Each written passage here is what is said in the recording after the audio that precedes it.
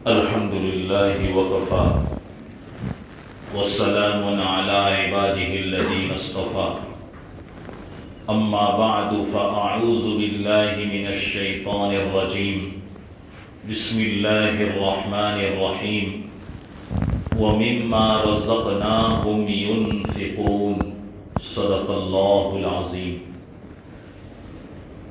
عزیزان ملت اسلامیہ، اللہ تبارک و تعالی اس آیت کریمہ میں ارشاد فرماتے ہیں، اور اس مال میں سے کچھ جو ہم نے ان مومنین کو، ایمان والوں کو عطا فرمایا ہے، ینفقون، اس مال کو یہ لوگ خرچ کرتے ہیں۔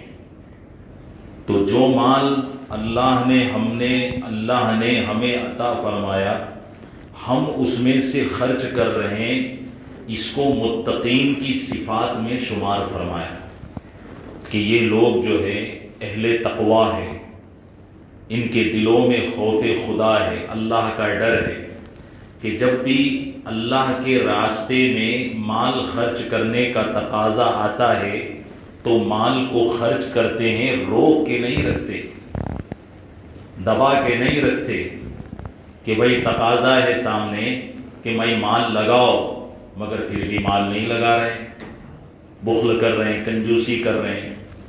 اس کو متقین کی صفت میں شمار نہیں فرمایا کہ یہ متقی نہیں کہ صرف نماز، ماشاءاللہ نماز بہت اچھی پڑھ رہے ہیں اور روزوں کے بھی بڑے اچھے پابند ہیں، اور روزوں کے جو شرائط ہے اس کا بھی بڑا اہتمام ہے، مگر ابھی تقاضا نہ نماز کا ہے نہ روزے کا ہے، بلکہ مال کے خرچ کرنے کا تقاضا ہے۔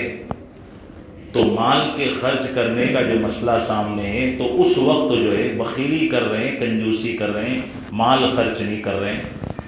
فرمایا کہ یہ متقین کی صفت نہیں۔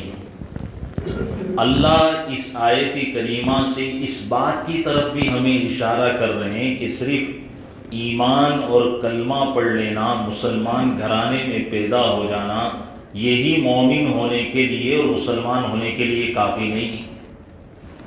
ایمان کے ساتھ اسلام بھی ہونا ضروری ہے، اعمال بھی ہونا ضروری ہے، اور وہ اعمال پیور اعمال ہو، اس میں ملاوٹ نہ ہو، ریاکاری، دکھلاوا، کہ بھئی کسی کو خوش کرنے کے لیے، کسی کو دکھانے کے لیے ہم یہ عمل کر رہے ہیں۔ اگر آپ کے دل میں یہ چیز آ جاتی ہے کہ بھئی میں مال اللہ کی راہ میں خرچ کر رہا ہوں، میں نماز پڑھ رہا ہوں، میں حاجی بن رہا ہوں، حج کرنے جا رہا ہوں تاکہ میرا ایک دبدبہ اپنے معاشرے والوں پر قائم رہے، رشتہ دار والوں پر قائم رہے، اور میری رشتہ داری میں ایک ساکھ بنی رہے، یہ تو دکھلاوا ہے۔ اللہ اس عمل کو بالکل قبول نہیں کرتے، پسند ہی نہیں کرتے، ختم کر دیتے ہیں اس عمل۔ تو فرمایا کہ تمہارے اعمال میں بھی اخلاص ہونا چاہیے۔ حضرت مولانا بایزید بستامی رحمۃ اللہ علیہ، انہوں نے خواب میں دیکھا کہ ان کے نامہ اعمال میں سورہ طٰہٰ ہے، پوری لکھی ہوئی ہے، مگر سورہ طٰہٰ کی ایک آیت نامہ اعمال میں لکھی ہوئی نہیں ہے، وہ جگہ خالی ہے، غائب ہے۔ تو انہوں نے، حضرت نے فرشتوں سے پوچھا کہ بھئی میں نے ایسا کیا گناہ کیا ہے کہ میرے نامہ اعمال میں پوری سورہ طٰہٰ ہے مگر ایک آیت کی جگہ خالی ہے، یہ جگہ کیوں خالی کر دی؟ میں نے تو یہ آیت کریمہ پڑھی تھی۔ تو فرشتوں نے کہا کہ مسئلہ ایسا نہیں، مسئلہ یہ ہے کہ جب یہ آپ سورت پڑھ رہے تھے اور یہ آیت پر پہنچے، اس وقت آپ نے کوئی شخص سامنے سے گزر رہا تھا، تو اس کو سنانے کے لیے، اس کو دکھانے کے لیے یہ آیت کریمہ آپ نے پڑھی تھی کہ میں بہت اچھا پڑھ رہا ہوں، میں بڑا اللہ والا ہوں، میں بزرگ ہوں، صوفی سنت ہوں میں، تو اس کو دکھانے کے لیے ریاکاری کے طور پہ آپ نے پڑھی تھی۔ تو اللہ تبارک و تعالیٰ نے اس آیت کریمہ کو آپ کے نامہ اعمال میں سے ہی کٹ کر دیا، کٹ آف ہو گیا، وہ ہے ہی نہیں۔ اب اگر آپ چاہتے ہیں کہ وہ آیت کریمہ آپ کے نامہ اعمال میں درج ہو جائیں تو آپ کے لیے ضروری ہے کہ پھر اللہ کی رضا کے لیے اس آیت کریمہ کو اکیلے میں بیٹھ کے پڑھ لو، تو پھر تمہارے نامہ اعمال میں وہ آیت کریمہ ہم لکھ دیں گے۔ تو یہ جو ریاکاری ہے، دکھلاوا ہے، یہ ہمارے اعمال کو اکارت کر دیتا ہے، برباد کر دیتا ہے۔ تو اس کی شکل کیا ہو کہ جب بھی ہمارا کوئی عمل ہو اور ہم اس کو کریں تو اس میں کیا ہمارا یعنی نیت کیا ہونی چاہیے، ارادہ کیا ہونا چاہیے؟ تو اول وہلہ میں یہ نیت کر لے کہ اللہ پاک تیری رضا کے لیے اور تیری خوشی کے لیے میں یہ عمل کرتا ہوں، میں تیرے علاوہ تیرے غیر کی خوشی کے لیے یہ عمل نہیں کرتا۔ تو اللہ تعالیٰ تمہیں 2 رکعت نفل پر بھی وہ ثواب عطا فرمائیں گے جو ریا والی فرض کے اوپر وہ ثواب نہیں ملتا، اللہ وہ ثواب عطا فرمائے۔ نیت کی درستگی بڑی ضروری ہے۔ ابھی قربانی کے اعمال آ رہے ہیں، قربانیاں آ رہی ہیں، تو اس وقت بھی یہ نیت نہ ہو کہ میں گوشت کھانے کے لیے قربانی کر رہا ہوں۔ بعض فقہاء نے تو لکھا کہ آپ کی نیت میں یہ عنصر آ گیا کہ بھئی مجھے تو گوشت کھانا ہے، تو کیا پورے سال میں گوشت ملتا نہیں؟ یعنی طبیعت میں اتنا حرص سے لالچ ہے کہ پورا سال کہیں گوشت مل نہیں رہا، اللہ محروم رکھ رہے ہیں، گویا کہ اسی مہینے میں 3-4 دن میں ہی گوشت ملے گا۔ آپ نے یہ نیت کر لی، آپ کی قربانی اکارت ہو جاتی ہے، قربانی اللہ کے یہاں قبول نہیں۔ حدیث میں آیا نا کہ ان اللہ لا ينظر الى صورکم، اللہ تمہاری شکلوں کو نہیں دیکھتا، اللہ تمہاری صورتوں کو نہیں دیکھتا، اللہ تمہارے فائنانشیل حیثیت کو نہیں دیکھ رہا، اللہ تمہاری اس چیز کو نہیں دیکھ رہا تمہاری کتنی بڑی ڈگنیٹی ہے، کتنا تمہارا رعب ہے، کتنا تمہارا مقام ہے، اللہ اس کو نہیں دیکھ۔ وَلَٰكِن يَنظُرُ إِلَىٰ قُلُوبِكُمْ وَأَعْمَالِكُمْ، اللہ تبارک و تعالیٰ آپ کے قلوب کی طرف نظر کرتا ہے، دل کی طرف دیکھتا ہے، اللہ آپ کے اعمال کی طرف دیکھتا ہے کہ دل میں تمہارے کیا چل رہا ہے، دماغ میں تمہارے کیا چل رہا ہے، تم کیا اعمال اللہ کے لیے پیش کر رہے ہیں۔ آج ہم یہ جو حیات ہے، یہ اللہ نے یہ زندگی دی ہے، یہ صرف اس لیے تھوڑی ہے کہ بھئی ہم مومن ہیں تو ہم جو چاہیں آزادی سے کریں، نہیں، بلکہ ہے کہ بھئی اعمال والی زندگیاں بناؤ۔ اور اعمال کیسے؟ بالکل پیور۔ ہمیں بھی دودھ چاہیے تو پیور دودھ چاہیے، کھانا چاہیے تو بہت پیور چاہیے، بکرا بھی دیسی چاہیے، اور چکن نہیں مرغی دیسی چاہیے۔ تو آپ اپنے کھانے کی اشیاء ہے، پہننے کی اشیاء ہے، رہنے کے لیے مکان ہے، زمین ہے، ہر چیز میں دیسی اور پیور چیز کا خیال رکھتے ہو، تو جو تم اعمال اللہ کے لیے کر رہے ہو وہ بھی پیور ہونا چاہیے۔ اللہ پیورٹی مانگ رہے ہیں۔ یہاں پہ ایک اشکال ہوتا ہے کہ یہ آپ نے جو دیکھے بڑے بڑے قراء اور قاری حضرات ہوتے ہیں اور وہ قرآن کریم کی قرأت کرتے ہیں اور ان سے مطالبہ کیا جاتا ہے کہ قاری صاحب آپ یہ رکوع ذرا سنا دیجیے ہمیں، تو وہ بیٹھتے ہیں پبلک ڈومین میں اور بڑے سنوار کے لوگوں کے لیے پڑھتے ہیں۔ تو آپ کی طرف سے یہ اشکال ہو سکتا ہے کہ مفتی صاحب آپ نے یہ جو ریاکاری کا مسئلہ بتایا، تو کیا یہ قاری ریاکاری نہیں کرتے، یہ قاری دکھلاوا نہیں کرتے؟ تو اس پر میں بھی وہ سوچ رہا تھا کہ یہ بھی ایک چیز ہے کہ کیا وہ بھی جب قرأت کرتے ہیں اور تلاوتیں کرتے ہیں اور بہت سنوار کے تجوید کے ساتھ، جیسا کہ حدیث میں بھی آیا کہ قرآن کو تجوید کے ساتھ پڑھا کرو، صحت حرف کے ساتھ، صاد کا حرف کیا ہے، اس کا مخرج کیا ہے، ضاد کا مخرج کیا ہے، قو کا مخرج کیا ہے۔ آپ جو ہے قرآن پڑھ رہے ہیں، آپ کو تو ضو ضو اس میں کوئی فرق ہی نہیں ہے، سب زو ہی ہو رہا ہے۔ تو پھر اس قرآن کے اوپر وہ جو نیکیوں کا اور جو ثواب کا ذخیرہ ہے وہ ہم کیسے حاصل کر سکیں گے؟ قرآن ہی غلط پڑھ رہے ہیں۔ یہ بہت بڑی تنبیہ ہے ہمارے لیے کہ ہم قرآن کی سیکھنے کی ذمہ داری نہیں سمجھتے۔ ابھی کہیں جاب میں جانا ہے یا یہ ہے کہ ہمیں کمپیوٹر کلاسز سیکھنا ہے تو کہیں سے بھی اس کے لیے پیسوں کا بھی بندوبست ہو جاتا ہے، سب چیز ہو جاتی ہے، اور بڑی محنت سے چلہ ہے، 4 مہینہ ہے، اس کے لیے وقت کر دیتے۔ تو کام سیکھنا یہ بھی تو ایک کام ہے، یہ تو بہت بڑا کام ہے۔ زندگی کا تو کوئی بھروسہ نہیں، آج نہیں تو کل یہ صبح ہے وہ شام ہو جائے گی۔ تو اللہ کے یہاں تو اس کا جواب دینا ہے کہ اللہ تعالیٰ کہیں گے۔ اسی لیے حدیث پاک میں آتا ہے، فقہاء نے مسائل نکالے کہ کسی کو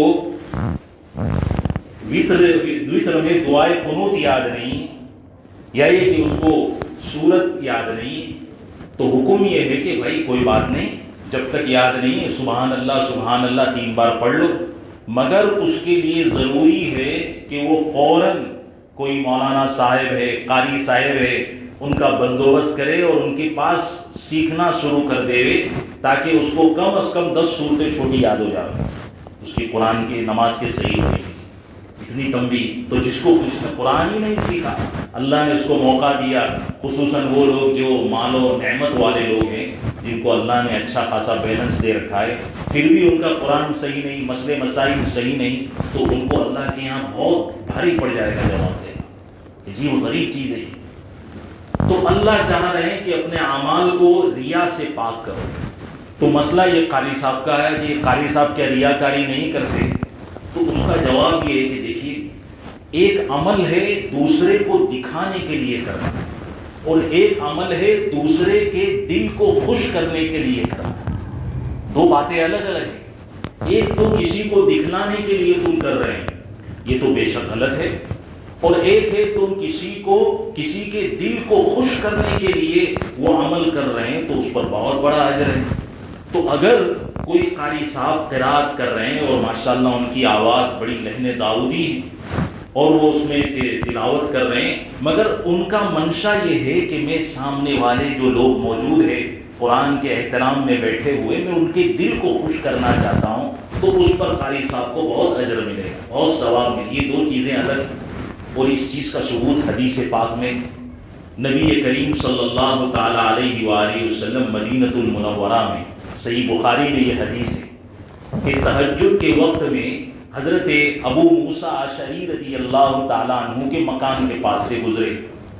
حضرت ابو موسیٰ، ان کا لہجہ لحن داؤدی تھا، لحن داؤدی سمجھ نہیں، یعنی بڑی مدھور آواز تھی ان کی، میٹھی اور بہت اچھی آواز تھی۔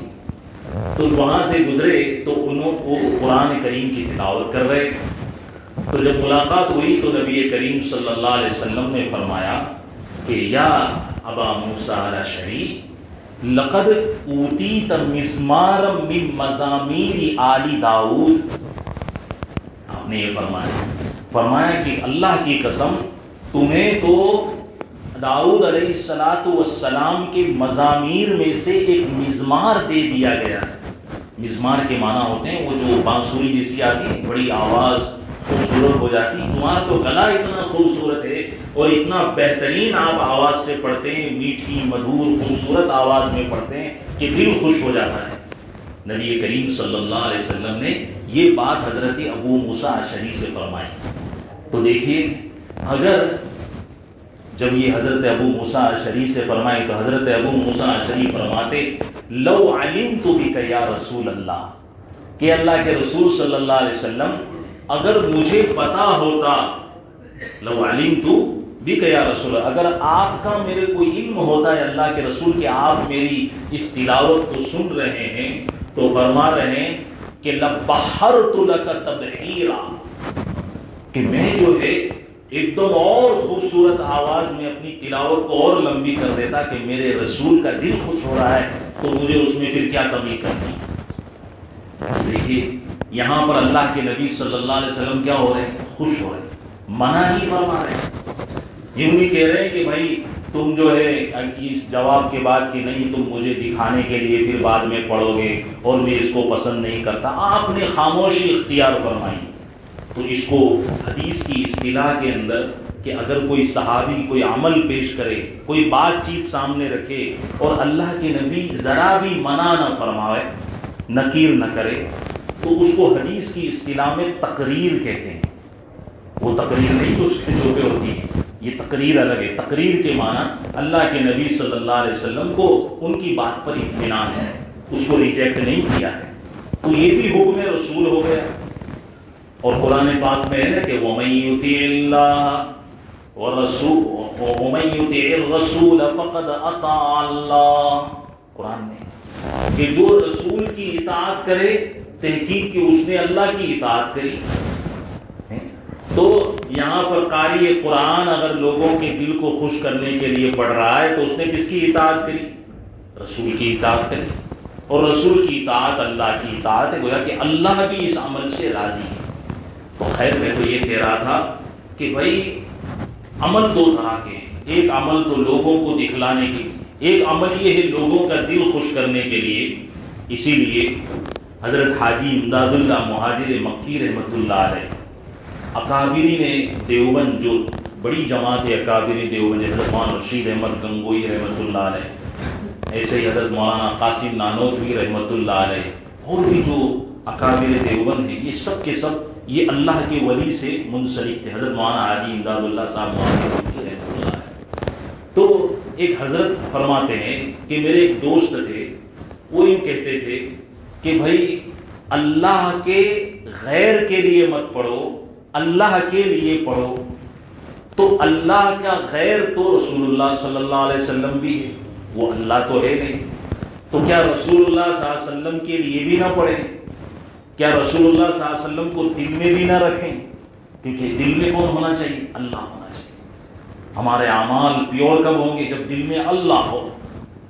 اور غیر حق یعنی حق کا غیر یعنی غیر اللہ، یعنی غیر اللہ میں اللہ کے نبی بھی آتے ہیں، تو کیا نبی صلی اللہ علیہ وسلم کی محبت ہمارے دل میں بسی ہوئی نہ ہو؟ حضرت حاجی امداد اللہ مہاجر مکی رحمۃ اللہ علیہ بڑے شاندار صوفی تھے، یہ آج کل کی طرح نہیں کہ بڑے بڑے مالے لے کے بیٹھ جاتے ہیں، بڑی بڑی لٹیں لے کے بیٹھ جاتے ہیں اور وہ تھم تھم دباتے ہیں کہ تیرا کام ہو گیا، ایسے اللہ۔ بڑے صوفی فرماتے ہیں کہ اس کا مطلب یہ ہے کہ یہاں غیر سے مراد یہ ہے جس کا تعلق ہو، جس کا تعلق مراد ہے۔ تو مطلب یہ ہے کہ غیر حق یعنی اللہ کے علاوہ وہ شخص مراد ہے جس کو اللہ سے تعلق نہ ہو، اور جس کو اللہ سے تعلق ہو وہ تو دل میں بسنا چاہیے، وہ تو دل میں آباد رہنا چاہیے۔ تو کہنے کا منشا یہ ہے کہ نبی پاک صلی اللہ تعالی علیہ وآلہ وسلم ان کی روح بھی خوش ہو ہمارے عمل سے، اگر ہماری نیت یہ ہو تو اس میں بھی کوئی مضائقہ نہیں۔ مسئلہ یہ ہے کہ اللہ کا غیر مراد ہے دنیا ہے، دنیا کے اموال ہے، یہ کار، یہ بنگلے، یہ سب کیا ہے؟ اللہ کا غیر ہے۔ یہ پیسہ، یہ دولت، یہ کیا ہے؟ یہ سب اللہ کا غیر ہے۔ تو تمہارا عمل خالص اللہ کی رضا کے لیے ہو۔ اسی لیے لکھنؤ میں ایک قاری صاحب تھے، بہت شاندار قرات کرتے تھے۔ حج کا موقع آ گیا، حج کے لیے چلے گئے۔ اور اس زمانے میں یہ ایروپلین تو چلتے نہیں تھے، ایک ایک مہینہ لگتا تھا حج کو جاتے۔ اب وہ بڑی مشکل سے گئے، سارا ساز و سامان لے کر، چوریاں بھی ہوتی تھی۔ حاجی جو ہے چور حاجی نہیں ہوتا، چور کیا ہے؟ حاجی نہیں ہوتا، مگر ان کے سامان کی کیا ہو گئی؟ چوری ہو گئی، اور ایسی چوری ہو گئی کہ وہ قاری صاحب فرماتے تھے کہ سوائے لنگی کے میرا کچھ بھی نہیں بچا، سبھی قبول ہو گئے۔ اب وہ حاجی صاحب قاری صاحب تھے، بڑا شاندار قرآن کریم پڑھتے تھے، تو وہاں ان کا قیام ہوا۔ کسی نے وہاں، ایک عرب تھے، بڑے عرب تھے، کفیل تھے، ان کو کہا کہ بھئی ایک بہت شاندار قاری ہے، وہ حج کرنے کو آئے، ان کا سب سامان لٹ گیا ہے مگر آئے حج کو، تو آپ ان کی قرات سنیں گے، آپ کا دل خوش ہو جائے گا۔ تو وہ آئے، ان کو بھی بتایا کہ بھئی بڑے سیٹ ہیں یہاں کے، سعودی سیٹ ہیں، تو وہ تشریف لائے، اور لانے کے بعد کہا بھئی قرآن آپ سنائی۔ انہوں نے بڑا شاندار قرآن سنایا، ان کا دل بہت خوش ہوا۔ وہ سامنے ایک بڑا ٹرک بھر کے سامان لے کے آئے تھے، کوئی تمہارا کپڑا بھی ہم دے دیتے ہیں، تمہارے ضروریات زندگی جو ہے وہ سب ہم پوری کر دیتے ہیں، پیسہ بھی دے دیتے ہیں، صرف لنگی بچی تھی تو بنیان ہے، دوسرا جو سامان ہے کرتا پائجامہ سب ہم آپ کو دے دیتے ہیں۔ مگر وہ دل کے بڑے مخلص تھے قاری صاحب جو تھے۔ وہ قاری صاحب نے کہا کہ دیکھو مسئلہ یہ ہے کہ میں نے تو آپ کا دل خوش کرنے کے لیے پڑھا ہے، میں نے یہ دنیا جو تم لے کر آئے ہیں اس کے لیے قرآن نہیں پڑھا ہے۔ اگر میں یہ لے لیتا ہوں تو قرآن کی آیت ہے وَلَا تَشْتَرُوا بِآيَاتِي ثَمَنًا قَلِيلًا، کہ تم میری آیتوں کو جو ہے تھوڑے سے روپوں کے بدلے میں مت خریدو، تم میری آیتوں کو تھوڑے سے روپوں کے بدلے میں مت بیچو۔ تو یہ تو میں قاری قرآن نہیں ہوا، میں تو بائی قرآن ہو گیا، سیلر آف قرآن، قرآن کو بیچنے والا ہو گیا میں۔